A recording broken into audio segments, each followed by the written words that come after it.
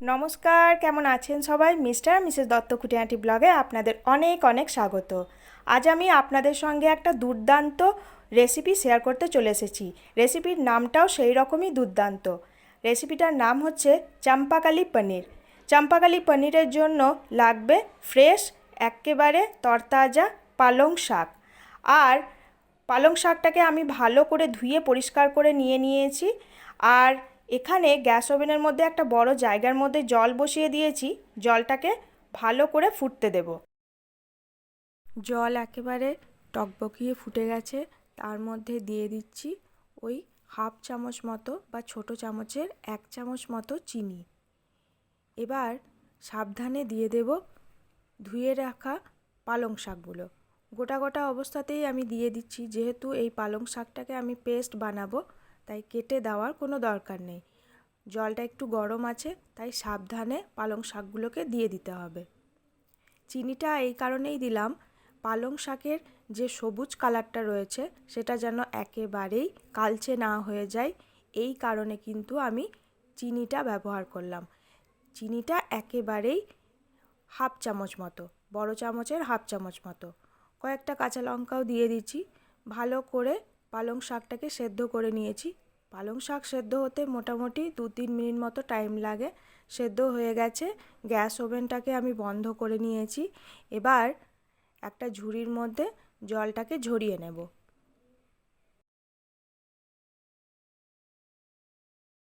ঝুড়ির মধ্যে ঢেলে দিলাম সেদ্ধ করে রাখা পালং শাক। তৎক্ষণাৎ সঙ্গে সঙ্গেই কিন্তু ঠান্ডা জল এই পালং শাকের মধ্যে দিয়ে দিতে হবে। পালং শাকটাকে খুব ভালো করে ঠান্ডা করে নেব। এটাও কিন্তু একটা কারণ পালং শাকটাকে ঠান্ডা করে নেওয়ার, যাতে পালং শাকের কালারটা একেবারে কালচে না হয়ে যায়। এই দুটো কথা সবসময় আপনারা মনে রাখবেন। যখন পালং শাক সেদ্ধ করবেন তার মধ্যে অল্প পরিমাণে চিনি দিয়ে দেবেন, আর সেদ্ধ করে রাখার পর ঠান্ডা করে নেবেন পালং শাকটাকে। তাহলে কখনোই পালং শাক কালচে ভাব আসবে না, দেখতে খুব সুন্দর হবে আর খেতেও কিন্তু খুব ভালো লাগবে। এবার কেটে নেব পনিরটাকে। পনিরটা আমি ফ্রেশ নিয়েছি। আপনারাও যখন পনির এরকম রেসিপি বানাবেন তখন পনির ফ্রেশ নেওয়ারই চেষ্টা করবেন। পনিরটাকে ভালো করে ছোট ছোট করে আমি কেটে নিচ্ছি। এবার নিয়ে নিয়েছি একটা মিক্সিং জার। মিক্সিং জারের মধ্যে দিয়ে দিচ্ছি সেদ্ধ করে রাখা পালং শাক আর যে কাঁচা লঙ্কা কয়েকটা সেদ্ধ করে নিয়েছিলাম পালং শাকের সাথে, সব কিছু একসাথে দিয়ে একেবারেই অল্প পরিমাণ হাফ কাপ মতো জল দিয়ে এটাকে ভালো করে একটা মিহি পেস্ট বানিয়ে নেব। পালং শাকের পেস্ট একেবারে রেডি। কি সুন্দর কালারটা আপনারা দেখতেই পাচ্ছেন, একেবারেই কালচে কালার হয়ে যায়নি। যে যে টিপসগুলো আমি বলেছি ওগুলো মাথায় যদি রাখেন, পালং শাক কখনোই কালচে ভাব আসবে না। এবার কড়াইয়ের মধ্যে তেল বসিয়ে দিয়েছি। দিয়ে দিচ্ছি হাফ চামচ মতো গোটা জিরে আর 2-3টে মতো শুকনো লঙ্কা। গোটা গোটা অবস্থাতেই দিলাম, দেখতে ভালো লাগবে তার কারণে। এই রেসিপিটার মধ্যে তো কোনো রকম আদা, পেঁয়াজ, রসুন কিচ্ছু যাবে না। দিয়ে দিলাম ছোট্ট চামচের 1 চামচ মতো হিং। জিরে, শুকনো লঙ্কা, হিং ভালো করে নাড়াচাড়া করে ভেজে নিচ্ছি। ফোড়নে শুধু এই কটা জিনিসই লাগবে। এই কয়েকটা উপকরণ দিয়েই আজকের রেসিপিটা একেবারে লাজবাব হয়ে যাবে।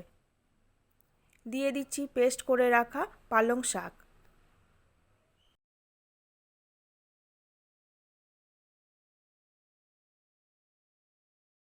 পালং শাকের সব পেস্ট আমি দিয়ে দিয়েছি।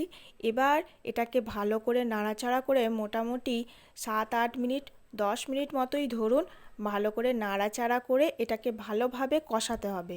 পালং শাকের মধ্যে এখন যে দেখতে পাচ্ছেন অনেকটা পরিমাণেই জল জল রয়েছে। এই জল জল ভাবটাকে একেবারে শুকিয়ে খুব ঘনত্বভাবে আনতে হবে। আপনারা দেখতেই পাচ্ছেন এখন ঘনত্বটা কীরকম। এটাকে শুকিয়ে অনেকটা ঘনভাবে নিয়ে চলে আসবো। এই যে অনেকক্ষণ ধরেই মোটামুটি 10 মিনিট মতো ভালো করে নাড়াচাড়া করে ভালোভাবে কষানো হয়ে গেছে। অনেকটা পালং শাকটা শুকিয়ে এসেছে। এবার এর মধ্যে আমি দিয়ে দিলাম স্বাদ মতো নুন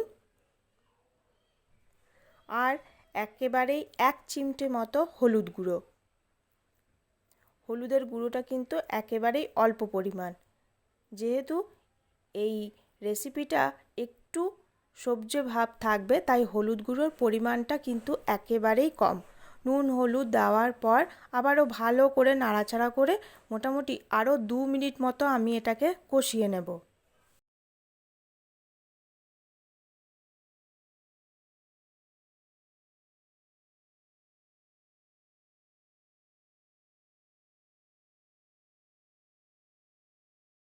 নুন হলুদ দেওয়ার পর আবারও অনেকক্ষণ ধরে কষানো হয়ে গেছে। আপনারা দেখতেই পাচ্ছেন পালং শাকটাকে বেশ ভালো করে কষিয়ে নিয়েছি আর অনেকটা ঘন হয়ে এসেছে।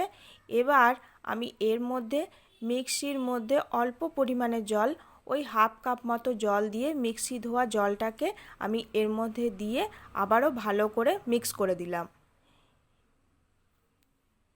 আপনারা হয়তো অনেকেই ভাবছেন প্রথমে কেন আমি মিক্সি ধোয়া জলটা ইউজ করলাম না, প্রথমেই যদি জলটা দিয়ে দিতাম এই যে টকবক করে ফুটছে, তাহলে তখন বেশি আরও টকবক করে ফুটতো, জলটার পরিমাণ বেশি হয়ে গেলে। তার জন্যই এখন দিলাম। ভালো করে মিক্স করে দেওয়ার পর 1 কাপ মতো দুধ দিয়ে দিলাম। দুধটা দেওয়ার পর ভালো করে মিক্স করে দিয়েছি। দেখুন একেবারে কালারটা কিন্তু চেঞ্জ হয়ে এসেছে। পনির চম্পাকালি রেসিপিটা একেবারে ইউনিক একটা রেসিপি। এর মধ্যে কোনো রকম পেঁয়াজ রসুন আদা কিচ্ছু লাগবে না, জাস্ট কয়েকটা উপকরণ দিয়েই এই রেসিপিটা একেবারে দুর্দান্ত হয়ে যায়। আপনারা হয়তো অনেকেই ভয় পাচ্ছেন যে শুধু গোটা জিরে আর শুকনো লঙ্কা হিং ফোড়ন দিয়ে এই রেসিপিটা খেতে ভালো হবে কিনা। একবার আমাকে বিশ্বাস করে রেসিপিটা বানিয়ে দেখতে পারেন, রুটি পরোটা লুচি সবার সাথে খুব ভালো লাগবে। কথা বলতে বলতেই পনিরগুলোকে আমি দিয়ে দিয়েছি। পনির ভাজার কোনো রকম দরকার নেই, কাঁচা অবস্থাতেই দিয়ে দিতে পারেন।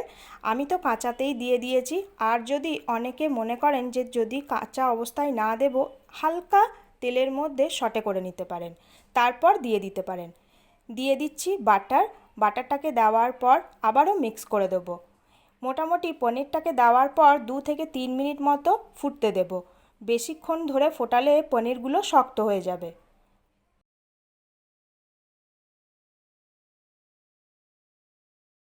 এই পনির চম্পাকালি রেসিপিটা যেহেতু নিরামিষ রেসিপি, তাই একটু মিষ্টি মিষ্টি হবে, তার জন্য আমি দিয়ে দিলাম 1 চামচ মতো মধু।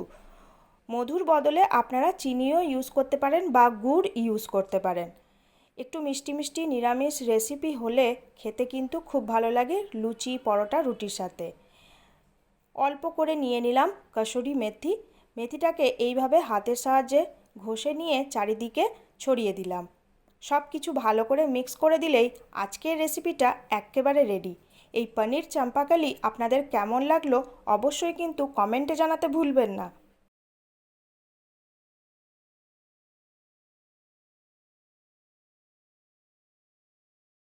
রেসিপিটা একেবারে কমপ্লিট। এবার খুব সুন্দর করে আমি সার্ভ করে দেব। প্রত্যেকটা রেসিপির মধ্যেই একটা না একটা গল্প লুকিয়ে থাকে। পনির চম্পাকালি নামটা আমি কোথা থেকে পেলাম? পালং শাক দিয়ে আমি বানিয়েছি, আর পালং শাকটাকে বোম্বেতে বা মহারাষ্ট্রে চম্পাকালি বলে থাকে, তার জন্যই এই রেসিপিটার নাম আমি পনির চম্পাকালি দিয়েছি। আর এর মধ্যে তো দেখতেই পেলেন কোনো রকম পেঁয়াজ রসুন আদা কিচ্ছু ব্যবহার করিনি, জাস্ট কয়েকটা উপকরণ দিয়েই রেসিপিটা একেবারে কমপ্লিট হয়ে গেছে। ওপর দিয়ে হালকা চিজ ছড়িয়ে দিলাম আর একটু মতো বাটার দিয়ে দিলেই একেবারে রেডি। খুব সিম্পলভাবে আমি গার্নিশ করে দিয়েছি। আজকের রেসিপিটা যদি দেখতে দেখতে আপনাদের ভালো লেগে যায় তাহলে প্লিজ আমার চ্যানেলটাকে সাবস্ক্রাইব করতে ভুলবেন না। সবাই একটা করে লাইক করে দেবেন আর একটা মিষ্টি করে কমেন্ট করবেন। ততক্ষণের জন্য সবাই খুব ভালো থাকবেন, সুস্থ থাকবেন, সাবধানে থাকবেন। আগামী দিনে আপনাদের সঙ্গে আবারও নিত্য নতুন রেসিপি নিয়ে চলে আসব। টাটা।